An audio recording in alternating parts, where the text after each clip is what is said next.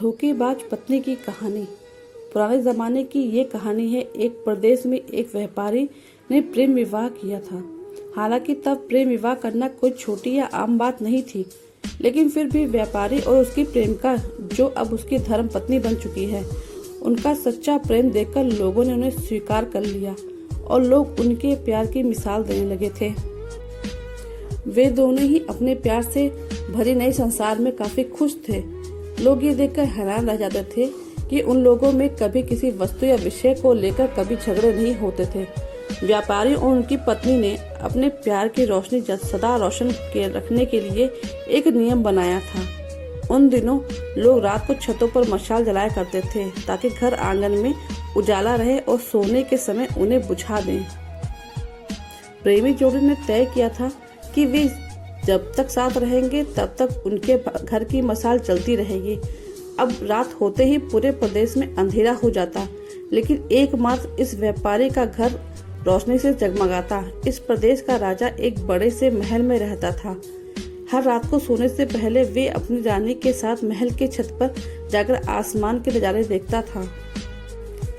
एक बार जब राजा अपनी रानी के साथ छत पर चांद सितारे देख रहा था, तब दोनों की नजर व्यापारी के जगमगाते घर पर पड़ी।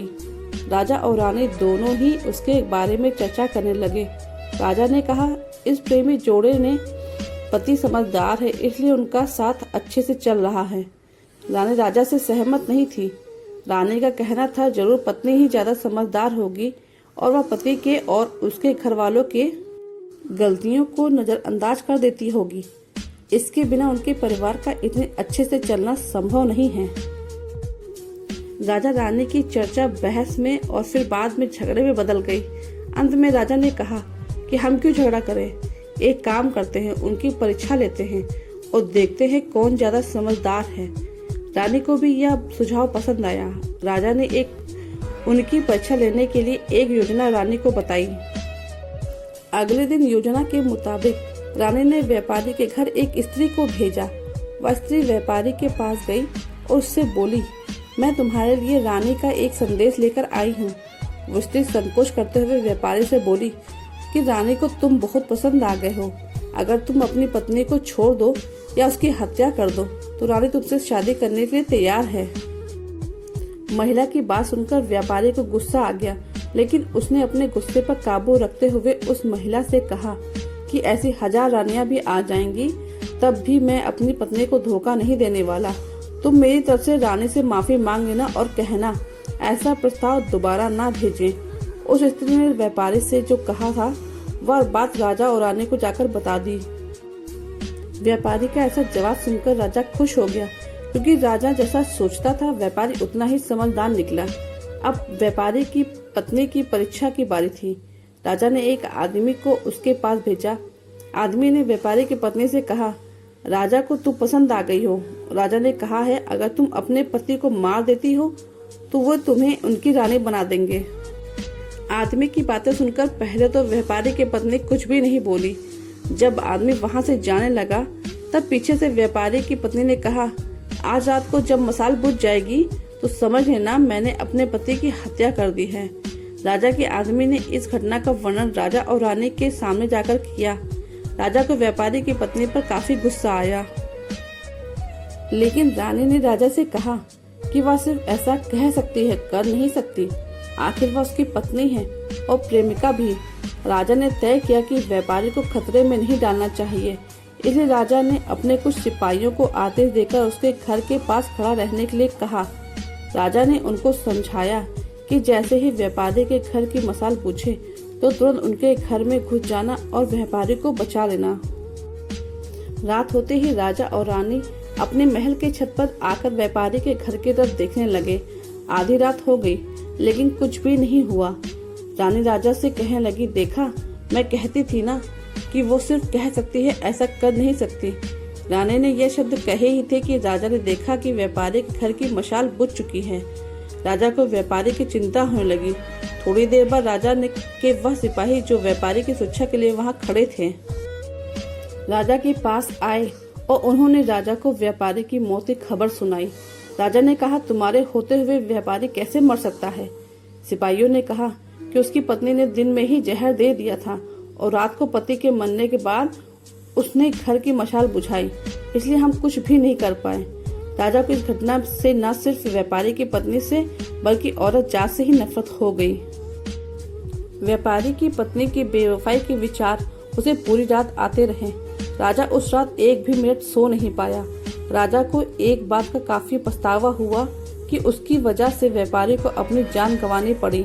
सवेरे राजा ने अपने एक मंत्री को बुलाया और उसे आदेश दिया कि मैं शिकार करने जा रहा हूँ। जब तक मैं लौटूंगा इस प्रदेश की सभी महिलाओं का गला काट के मार देना। राजा का ऐसा आदेश सुनकर मंत्री ने राजा को काफी समझाने की कोशिश की, लेकिन राजा उसकी एक भी बात सुनने के लिए तैयार नहीं था और राजा ने उसे धमकी दी कि अगर तुमने यह काम पूरा नहीं किया तो सबसे पहले मैं तुम्हें ही मौत की सजा दे दूंगा। राजा के शिकार पर जाने के बाद मंत्री काफी चिंता में डूब गया। जब मंत्री को कुछ भी नहीं समझ आ रहा था तो मंत्री सीधे अपने पिता के घर गया, जो पहले राजा के पिता के यहाँ मंत्री रह चुके थे और काफी समझदार थे।